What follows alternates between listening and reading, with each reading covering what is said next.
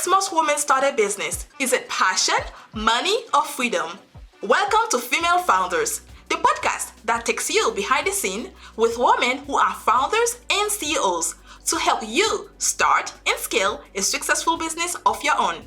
I am your host, Nagelia de Ravin. Hello everyone, welcome to another episode of Female Founders. In today's episode, I will be having a conversation with Mariya Yurukova. Mariya is an experienced talent recruitment and management professional with a passion for building diverse and impactful teams. She is the co-founder and CEO of Charity Search Group, with an expertise in nonprofit management and executive recruitment. Mariya is dedicated to finding the best fit for organizations of all sizes.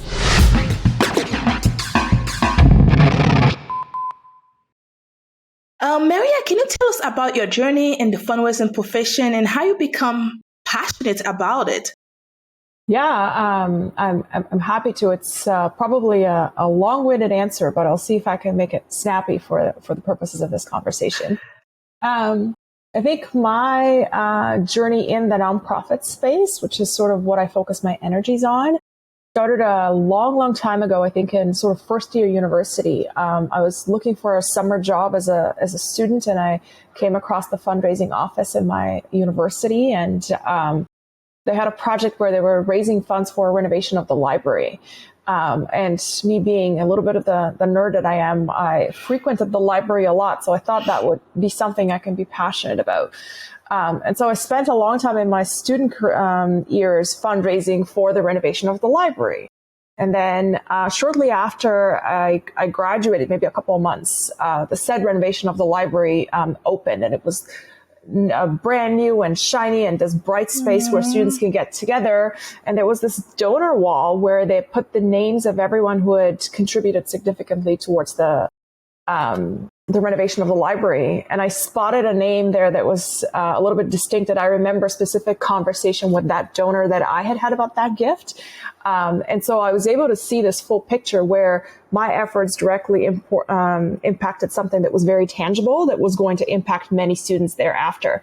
And that sort of cemented my commitment to the nonprofit sector, because I realized that I could be a vehicle for change and for impact, and helping people understand how to make the world a better place in whatever way they define world. And so fast forward in sort of the first 10, 15 years of my professional career, I was working with nonprofit organizations, helping them raise money for whatever the library project of the day was. And it varied. I'd done a lot of work with scholarships and a lot of work with projects like library renovations and, buildings for various different causes. But one of the things that, as I was progressing through my career, and I got the opportunity to lead staff and just sort of impact strategies more broadly, one of the things I always found very limited was that I was passionate about a lot of different things, but I could only focus on one thing that I was working for. And so it was fortuitous. I think that was probably in 2017, I would say, where I got the opportunity to work with a recruiter for a job that I was competing for that I didn't end up getting. But I really liked the recruiter I was working with. And then we reconnected a little while later, and I said, well, it looks like you're getting very busy. I'm really good at hiring. I know the nonprofit sector quite well. I manage a team of 150. So I'm willing to test this out and see if this is something that I'm interested in doing full time. And he was like, well, funny you should say that. I was just thinking about expanding my team. And so coincidentally, I ended up with this little side gig that I was doing where I would work on an executive search here and there, just for fun, essentially, because this was one way for me to be able to impact many causes. Because if I could get them the talent that they need, in order for them to accomplish their mission, I felt like I was helping advance more than just the thing I was working for. And so that sort of is how I ended up working in the executive search space, still very much focused on the nonprofit sector. And then when the pandemic hit, I wasn't that busy because there was a lot of change that was happening. And so that kind of gave me the opportunity of, instead of learning how to bake bread, which is, an endeavor and a skill in and of itself, I'm just not the type of person who can have the patience for baking. I was like, I'm just going to start a business. And I was fortunate to have a co-founder that was a serial entrepreneur, and he's like, okay, well, let's just do it. And it literally, we were talking about this the other day. I think it took us, we had like the website ready and everything good to go. And I think we were just waiting for the paperwork to come through before we hit, the go button. And it took us maybe about 3-4 months to get our first client. And then it's been a sort of an upward trajectory ever since. I think we had a slow 2020 because it was like the first 3 months of our existence. We had a decent 2021. We quadrupled in 2022. And then we're having sort of a steady state of growth in 2023, which I'm quite proud of. And most importantly, along the way, besides the fact that we've been able to help over 50 nonprofits with more than 100 nonprofit professionals that we've placed in these various organizations, we've also built a team of incredibly talented professionals that are equally passionate about a broad range of causes. But we also, I focus a lot on leading a team and sort of creating an organization that would make me excited about being a part of it. And so we've also built a team of 10 in the meantime that I think was the added bonus of it all. So now I get to impact all kinds of different causes, which makes me very excited. If you get me talking about our clients, I'll tell you about like the most peculiar and interesting projects that people are passionate about out there.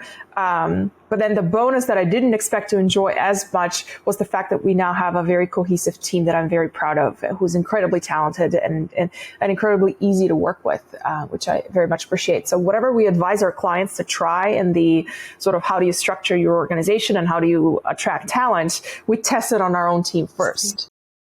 So pretty much you, how do people say it again? Talk the walk the talk, or something like that. I try. But definitely, I think it's helped to be able to be on the inside of the industry and then being able to be on the outside of it. And as a consultant, I think that's really important. And I did my MBA many years ago, and there's some parts of it that I still use today, and there's other parts I reluctantly still remember, things like finance and accounting. But one of the things that's always stuck with me when it comes to entrepreneurs and sort of how do you grow a business and scale it up. And one of the things I will always remember is that you should always start from a place of what your strengths are and what you know how to do really, really well. And so, not that I don't have these 5-minute thoughts of, we should start doing recruitment for some other sector. But I always come back to, what is my passion? What is it I know best? And what are my strengths? And that is the nonprofit sector. And that's why we stick to the nonprofit sector. We try to innovate and sort of find parallels. But ultimately, this is what we're most excited about day in, day out. So do you plan on extending it to, let's say, organizations? For example, when I say organizations, I mean like corporations, so meaning like working with corporations, perhaps. I know that, for example, I think it's Walmart, that their staff members can volunteer to work with nonprofits. Is that something you will open to do in the near future?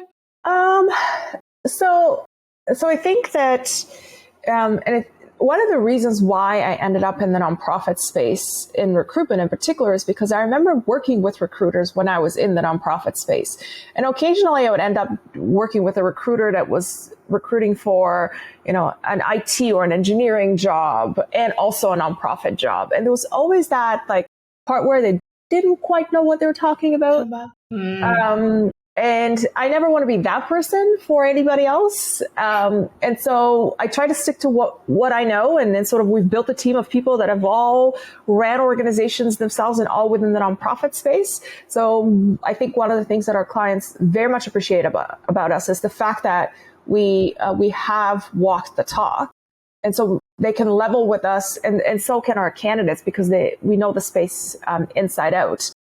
Can we expand? I think if we were to go beyond the nonprofit space, it will need to be values aligned. So it would need to be organizations that are set up in a way where they advance missions of making a better world or changing the world in whatever shape and form that can take.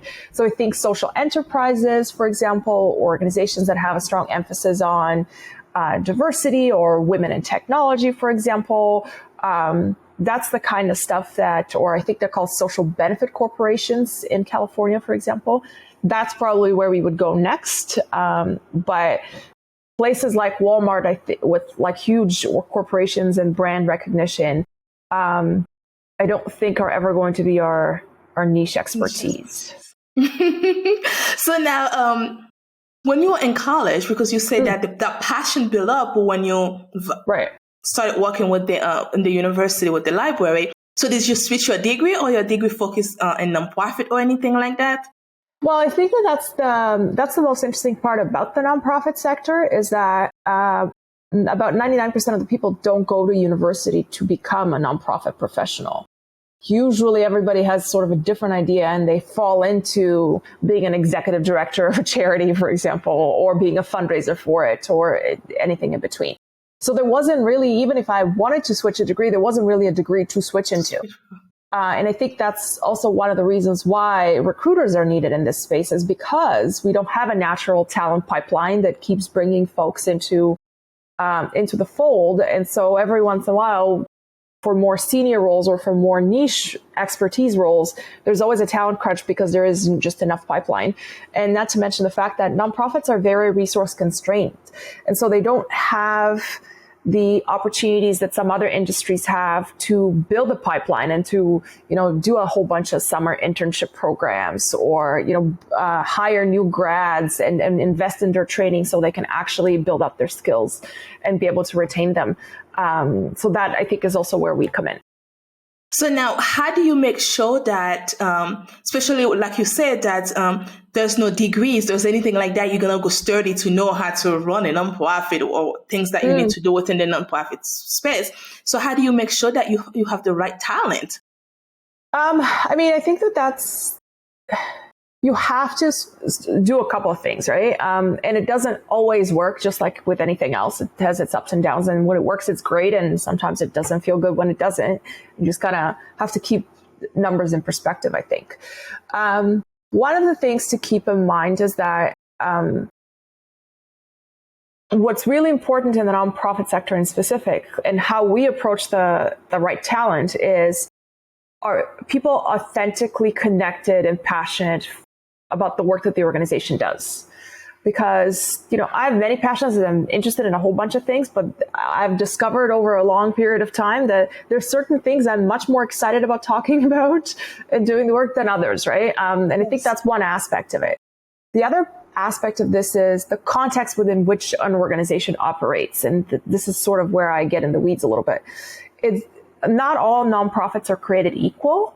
There's a very big difference between a nonprofit that is a service provider that is primarily funded through government grants, for example. Think like childcare, for example. Yes. That's or education more broadly. That's a very different setup and a very different context within which people need to operate than a nonprofit organization that's independently funded, that's small and has sort of a local and community impact. Like think of your local pet shelter, very different way of operating. And so I think when it comes to talent, what's most important to me is, do people understand the context within which they need to work? And are they passionate about the cause? And sometimes you'll find that people are interested. Everybody's an iceberg, right? So what you see above surface, what you see on someone's resume, is like 10% of what they're passionate about, 10% of the skills that they bring, 10% of their strengths, right? And so you got to dig deep to find the other 90. And then the other piece to this, and so we hold ourselves accountable for two things. One is every short list or slate of candidates that we present to organization needs to be balanced from an equity, diversity, and inclusion perspective. Because if people have better to choose from, instead of cookie cutter the same person to choose from, then they will inevitably make a better choice. That's one aspect of it. And then the other thing that I always like to do is I always throw in sort of a wild card. And what I mean by that is someone who on the surface may not look like the perfect candidate, but they may have the transferable skills because they've done a lot of work that has helped them build those skills, but maybe in a different setting. So on the corporate side, for example. Or they're very passionate. They can transition. They've done a lot of the education work. They may not have the experience context, but they've done a lot of the work in a professional development setting. So, or they have lived experience in whatever cause we're advocating for. So it could be a combination of things, but I always try to advocate for at least one person in that space that may not look like the obvious candidate, because I think that is the only way that we can build the talent pipeline. There's just no way we can support the number of nonprofit organizations, the leadership roles that they have, along with all the other recruitment that they need to do with the current talent pipeline that we have. So we need to think creatively about it. That's a lot of thinking. So now you share research group. So it specializes in searches for development directors, executive directors, and major gifts officers, like you said. So now, what set your firm apart from others in the industry? And how do you ensure the best talent is attracted to your clients? Yeah, that's a great question. So I think a couple of things that make us different, right? The first one is we focus on small and medium-sized nonprofits.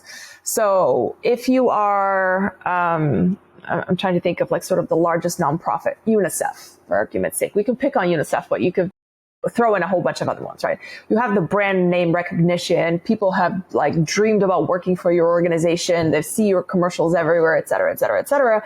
You have a large budget, so you can be very competitive and demand the best talent and attract it.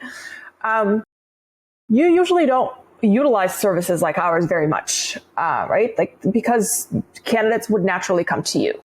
But if you are a small organization that is, one of my first clients was a women's shelter, right? And so they had a small budget. They did, a couple of hires a year because they were not that large as a team. They only had one role in their fundraising department to begin with. And so presumably the executive director would hire for it once every 3 to 5 years. So there wasn't a ton of expertise on the team. But the work that person was doing was incredibly important because they were literally responsible for ensuring that women had a safe space to be. And the better they were at their job, the more women they could help, right? And so it's organizations like that that are really important to us. And that's why we exist, is to give them the talent, access that they need, because on their own, they may not have the expertise, or they be stretched thin in terms of resources because they don't have their own HR department to go and proactively reach out to candidates on their behalf, for example. But the other piece to this, I think, is that really important, is that because we work with small and medium-sized organizations, and we do have a number of sort of, when I say medium-sized, they're still organizations that are, tens of millions of dollars. We also try to price our services in a way that we don't duplicate resources with internal folk. And we are affordable so that organizations of all sizes can take advantage of that approach. And so that's sort of, I think, one of the other reasons why a lot of our clients are attracted to working with us. And then the last piece, which is something that I hear from our clients when they check our references, for example, and talk to our previous clients. And I really like the way a recent client put it, who's the chair of the board for a CEO search that we did. He said, when I talked to your references before we engaged your firm, they said, Mariya and the team are not going to tell you what you want to hear. They're going to tell you what you need to hear and get you where you need to be. Perfectly said. Right? And so I think that that's what we do. Like honesty and transparency and being direct is sort of a core value of the work that we do. And so we will tell you what you need to hear. And we will call it out when we think that, whatever discussions are being had, whatever process is being had is not to the best advantage and may disadvantage certain people in the process. Because it's really important for us that we create a match that's equally good for the candidates as it is for the organizations. So, one example I can give you, if you've ever been to interviews, especially in the Zoom space, it's very simple for people to bring in one candidate and have them talk to 5 people at the same time. And so if all you're seeing is these little windows on your laptop, and you have like 5 faces you're staring at, you're not quite sure whether you're engaging all of them, whether people are staring into space as you're talking or doing emails at the same time, whatever the case is, right? That's not an ideal space that empowers the candidate to ask a lot of tough questions of the organizations to make sure that it's the right fit for them. And so we would suggest that maybe instead of, creating this panel that is, sort of inverts the power balance between the person interviewing for the role and the people interviewing them.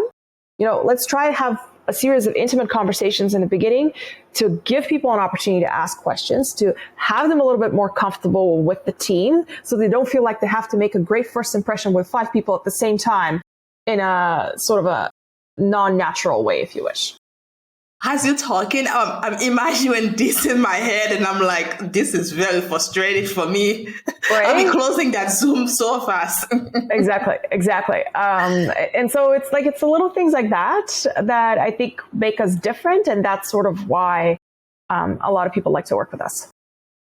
I think also one thing when you are talking about, it seems like also you have a passion for it. And I think that's one of the number one, because it's not just about the money. Yes, so the company needs to make money to survive or to grow, but also that when the passion is missing, the company fall behind very fast, because when the CEOs, the founders don't really have a passion for it, then you can see it in the business itself. So when you are talking, you can feel that passion coming out. It's like you can keep talking about for the next 10 years nonstop. It wouldn't bother anyone. That's very true. And then that I think is really important when you like your job and like what you do. I feel like this is obviously you can't be passionate about everything or every aspect of your job. But the more you tap into that, I think that makes the harder days go a little bit easier. Yes, exactly. The days that you have to go under the blanket and cry. I mean, I think that's one thing that we don't talk enough about, and particularly when it comes to women entrepreneurs or women who lead organizations. We hold ourselves to such a high standard, and we put so much pressure on ourselves because we've been socialized in a space where society puts pressure on us to look a certain way, talk a certain way, accomplish certain things, have the work-life balance, check off some boxes on someone's list, unrealistic beauty standards. You can go on and on about this, right? But I think because of that, and I was talking to a colleague of mine who's also a founder, and we talked about how at least once a week we have this moment, and sometimes it could be a minute, sometimes it could be 2 hours. We're like, oh my God, the world is going to end. This just one thing that happened is so hard, and we will never recover from it, whatever that is, right?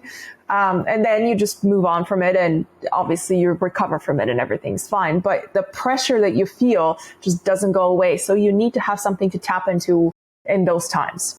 Yes, and exactly. And especially right now, the way the world is, as women, we have a lot more pressures. I don't think people realizing it, because we give birth, and there's a lot of things we do in this world that compared to our male partners, they can't do it. And then the world, the way they're changing the world, everything they are doing, the pressures come back to women. As women, we're raising children. We would like them to be in that direction, to be able, ready to face the world. And we need to take all these responsibilities into our shoulders. And then at the same time, we have a job, we own a business, and then we have to run that too. So society expecting us to be perfect at business, to be perfect mom, to be the perfect wife. And unfortunately, it's just too much. I think society does expect a lot of that. We also have those expectations of ourselves a lot. And obviously those two things are connected. But I remember it, and I struggle with this too, where you feel like you should be able to do all of these things, right? And why can't we have it all? But the reality is that we've never, ever been able to have it all. And nobody has it all.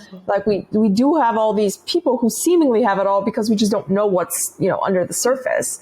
What we don't talk about is sort of the compromises that one makes, and how do you feel not guilty about some of these.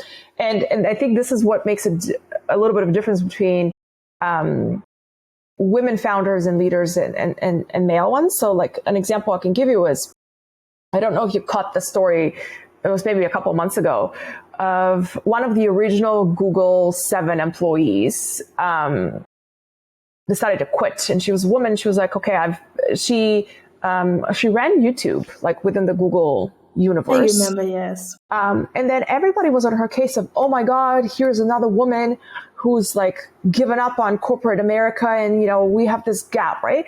And so it felt like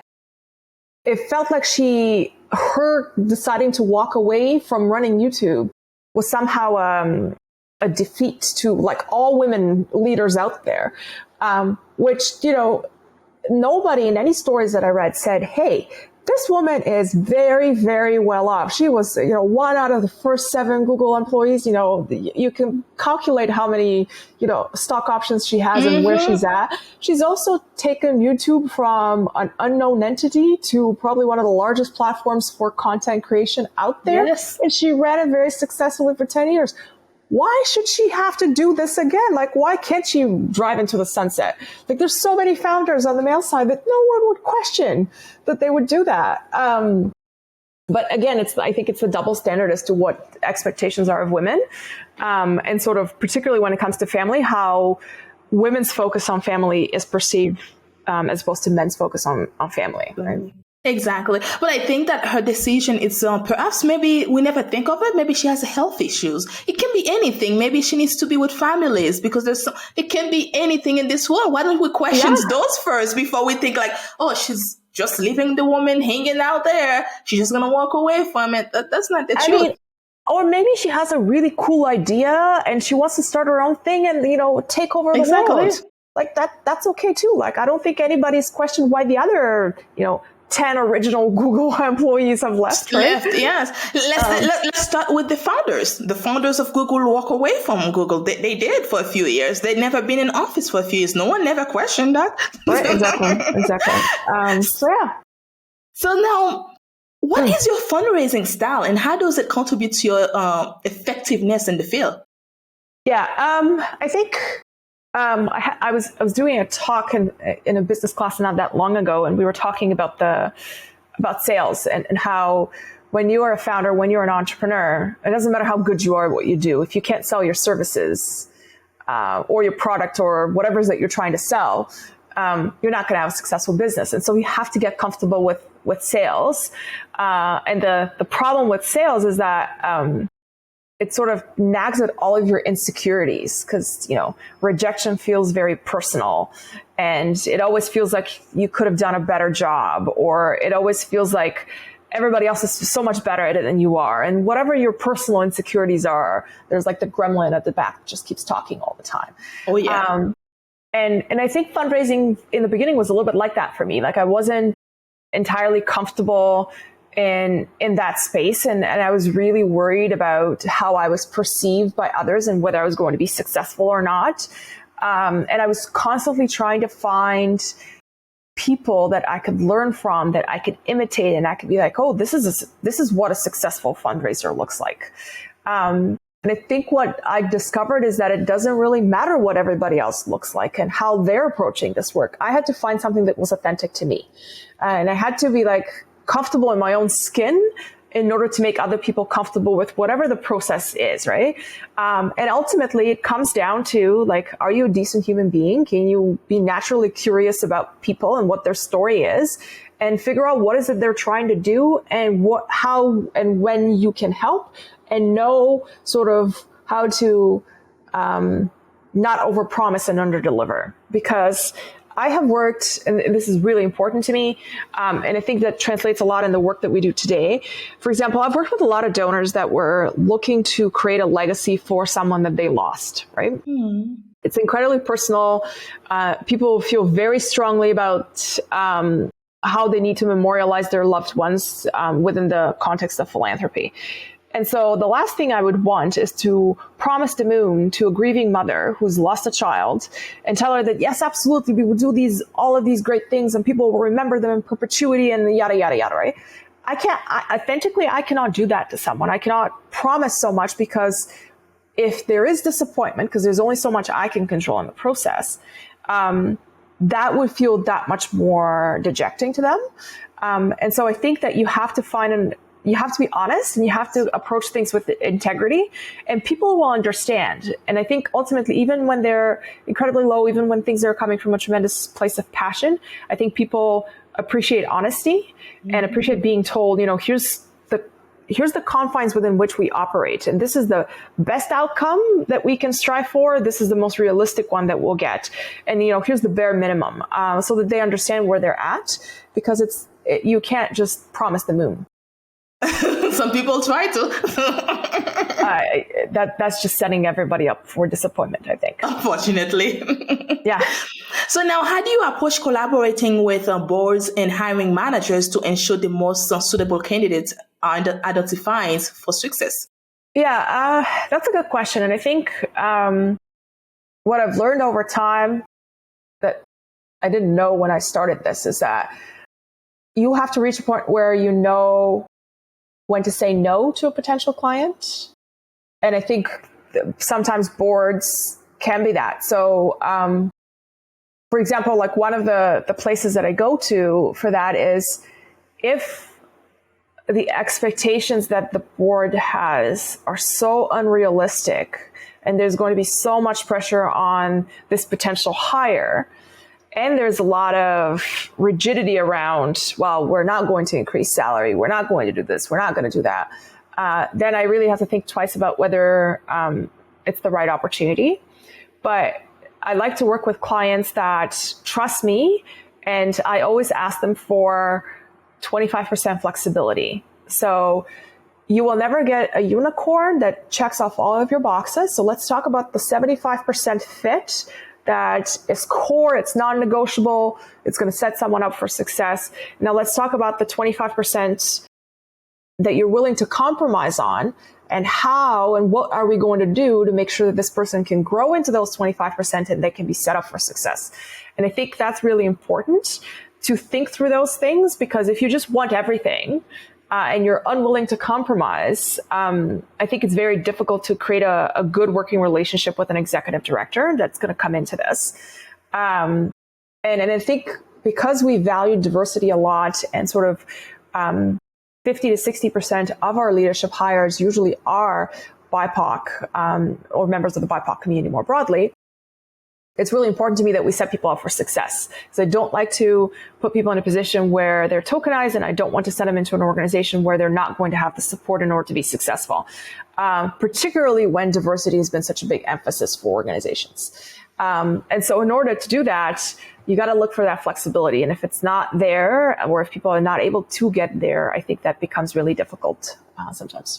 But I would say 9 times out of 10, boards are pretty good. But do you also do the interviews, or you just schedule everything, the nonprofit get to do the interview themselves? No, we do. So the interviews are not, believe it or not, the interviewing executive directors is not the most critical part of the process. So there's a lot, in order to get to the point where someone is to be interviewed by a board or a search committee, which is a subset of the board, there's a whole bunch of other stuff that needs to happen first. And I think this is actually where the work that we do is so important. So one is, somebody needs to build consensus on the search committee as to what is it they're looking for. What are those 3 non-negotiables? And for everybody would be different. And also bring the real life expertise of, this is what the market is actually able to bear right now. Because you may want all of these things, or you may be able to afford this salary, but all of these things within these constraints don't exist. And so let's talk about what we need to flex on in order to get you a better, more competitive pool of candidates. And that sometimes is an iterative process. It takes a lot of discussions. It takes a lot of sort of feedback loops where we go through, like we would look at, okay, here's the areas of expertise we're looking for. This is how all the candidates stack up against each other. And now tell me, are you seeing the same thing in people's resumes that I'm seeing? So that's one aspect of it. And keeping in mind that, like, before we even share anybody's profile with any of the search committees, we've already spent like 2 rounds of interviews with them. We've asked them a whole bunch of questions. We may have approached them to begin with and talked to them about the potential role. And so we already know a whole bunch about these people before we even get to the point where a board gets to interview them. And then the second part where we come in is we need to make sure that everybody gets an equitable experience in the recruitment process, which means that we need to make sure that every candidate is being asked the same questions, that we get feedback on everybody in the same way, and that everybody sort of gets through the interview process in somewhat of a timely manner. Seems like a simple thing to do, but it's a little bit like herding cats sometimes. And that's where we come in and we sort of hold all those pieces together and keep the train on time. This is a lot of work, thinking about it. Yes. Yes, it is. It does take quite a bit of work. And the bigger the organization, the more work it is, yes. Right? Because the more complex the decision-making process is. So now, how can nonprofits reach out to you or to your company for your support? Yeah, I mean, I enjoy talking to nonprofit organizations because it gives me a great amount of energy to hear people talk about the types of causes that they're looking to advance. And sometimes they're very detailed and sort of only one issue that's so interesting. And sometimes they are like looking to change the world in every possible way. And I think there's merit to both, but I always enjoy hearing about what people are passionate about. So I'm always up for a conversation when it comes to, here's what I'm trying to achieve. What kind of talent do I need to get there? And so I appreciate that opportunity with organizations, regardless of what stage of the hiring process they're at. But typically, the best thing to do probably is to either reach out to me on LinkedIn or send me an email or visit our website or social media and sort of hear a little bit more about us. And then it's a matter of a conversation like this. Like, we can't really get everything out in an email. But if you have the 20 minutes to spend to learn a little bit about us and give us an opportunity to learn a little bit about you, we can easily figure out if we're the right partner for each other. And usually you work with most nonprofits. Do you ever turn down a nonprofit? Yes. We do turn down nonprofits, particularly if we're not values aligned. That's really important to our team. So what a 501c3 is, it could be a variety of different causes, yes. And sometimes many of them can contradict each other. And I have to be authentic to the work that we do. And I also have to think about, if we have a whole bunch of clients that do this kind of work, can I authentically also represent a whole bunch of clients that do the exact opposite kind of work, right? That's not really possible. And then the other part of this is if an organization is not transparent enough or is not able to create a recruitment process that's positive for our candidates, it's very difficult for us to be able to work on it because it's just simply you're spinning your wheels a lot. Right? And that's not really what we're in the business for. So we have a ton of hard discussions right now with organizations that are trying to bring people back into the office, for example, and then candidates who just want remote roles, right? We're seeing that dynamic a ton, right? And so with an organization that says, I would like someone in the office 9 to 5 days a week, no ifs, ands, or buts about it. Okay, great. But now you're going to need to be really competitive on the market that you're in when it comes to salary, when it comes to the benefits that you're offering and all of these other things. Otherwise, we're not going to be able to help you because candidates are just not going to go for it. And I think that's a very difficult conversation to have with organizations that haven't hired in a long time, for example, and now are like, oh my God, things have really changed in the last 3-4 years. Oh, yeah. And they're changing every day. And I think they will change again in a year or two. So that's usually when there's a no. But also, what advice do you have for nonprofit organizations that are seeking to improve the fundraising efforts and attract top talent in the field? I think that what's most important is, especially when it comes to sort of leadership talent. So director level, executive director level, whether that's in your fundraising space, in your program space, or in your administrative support areas like HR and accounting. it is always cheaper, if you want to look at it from a dollar perspective, it is always cheaper to retain talent and to grow talent internally than to try and compete and find someone that can just walk in and like hit the ground running right away. And I think that organizations miss a ton of opportunity with their internal staff. So, for example, I'm doing a free webinar in a couple of weeks on leadership transitions and sort of as a nonprofit organization, how do you get ready to change executive directors or CEOs, for example, or some other crucial part of the organization if someone is retiring and if they've been there for a while or whatever's going on, right? And then the first question is, those leadership transitions usually take, like, you get the heads up about a year or two in advance. You know, and in some rare cases, 6 months, but most of the time you kind of can see that someone is about to retire for the most part. And so I think it's really important that at that point, you ask yourself the question, is there anybody internally we can grow into this role? Because believe me, it's way easier to hire a deputy director or a COO for a nonprofit, invest in their professional growth, map out what 6 or 12 months is going to look like for them so they're ready to take over as a CEO or an executive director, than for you to try and compete for an ED that's going to come in and you expect them to be able to run that organization like there was no transition at all from the previous person. And, you know, that's a director level. That can be said for any other role. I think there was a study done a while back, and probably that number has changed. You know, if anything, time value of money has moved it up, that if you have a successful fundraiser in the role and they leave for whatever reason, and by the way, most of the time, nonprofit professionals, specifically fundraisers, leave for two things. One is salary, and it's usually about a 10-15% difference from what they're getting paid right now. So people will go down the street for $10,000 more a year, for example. And then the second one, more so now than ever before, has been that work-life balance arrangement, you know, whatever. Like, people will leave a job in order to be able to work from home more or not have to travel as much or whatever this looks like for them. And so if that person leaves, in order for you to replace them, and I'm not talking about the money you're going to spend on the new hire, on hiring us to find you the new hire. I'm talking about the money that you're going to suffer from the less money you're going to raise. That number is usually between $70,000 a year and $150,000. Ooh. So if you run $1 million organization and your fundraiser leaves, your next year you're going to be running a $930,000 organization. And so that $70,000, $80,000 you're going to leave, you could have retained that person for just $10,000 more. It's worth it. Exactly. So that's the thought.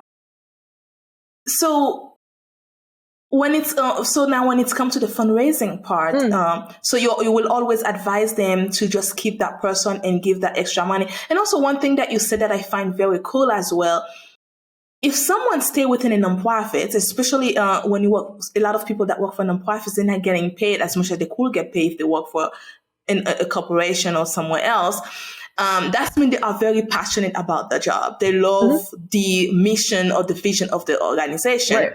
So I think that when you say that, to just train them to become the CEO or to become the COO, I think it's the best way to go, because you only have someone that's passionate about your vision, the mission of the organization, instead of bringing someone new that's probably just looking for a job because they actually need a job. Yeah, I think we also need to, I had this tough conversation with a potential client a couple of months ago. I think we need to be very careful about the assumptions we make about nonprofit professionals. It is absolutely correct, and it is not good that many nonprofit professionals are 1 or 2 paychecks away from being the clients that the organization serves, particularly in like community services, for example. That should not be the case. Like equity and equality doesn't mean that everybody needs to be equally miserable. And so, you know, passion doesn't pay your mortgage. And we have to be really careful about, like, everybody needs to make a living wage. That's just, that's right. Like that's just, I think, a standard that we can hold ourselves accountable to. The other part, not so much on sort of the direct service side, but particularly when it comes to like leadership positions, for example, we have to ask the question around privilege very carefully, because if we are paying under market for a particular role, director of finance, for argument's sake right now, yes, we don't have to compete with the corporate side. But if we're paying so far below a corporate role, for example, what kind of people and what kind of lived experience should they have had, or what kind of social economic status and privilege should they have in order to be able to afford to work a role irrelevant of the compensation? And so if we're creating an environment where only people with a significant economic privilege, which could be that, you know, their partner may be a breadwinner, that's sort of the main income in the household, or they may, you know, have inherited money, or whatever the case is, right? If that's the only kinds of people that we're attracting because we're demanding that they work for as little money as humanly possible, then is that really how we're setting up organizations for success to advance, you know, marginalized communities, for example? I think that doesn't work. No, it doesn't. But that's also another 45-minute conversation just on that point, Yes, it is. right? Just on that. I thank you so much, Mariya, for giving me the chance to talk to you and to share knowledge with our listeners, and the work that you are doing with your company as well, supporting nonprofits. It's not every day someone say, hey, I'm going to start a company that supports nonprofits, even they don't have money. So, so I thank you so much for what you do, and also for supporting women, because when I look at your team, you have a brilliant team, and a lot of them are women. So I really like that as well. So thank you for that. Yeah, you're most welcome. I'm glad to have gotten the opportunity to chat with you today, and I'm very much looking forward to connecting with your listeners, professionally or personally. So I'm sure that there is something we can have in common with all kinds of people, regardless of whether they're running nonprofits right now, whether they're going to run a nonprofit in the future, or they're a board member, or they're a nonprofit professional looking for opportunities. And I'm glad to connect with folks as much as possible. Thank you for listening to Female Founders Podcast. That's it for this week's episode. Be sure to follow us on your favorite podcast app, or connect with us on womel.com so that you don't miss our next episode. See you next time. Bye for now.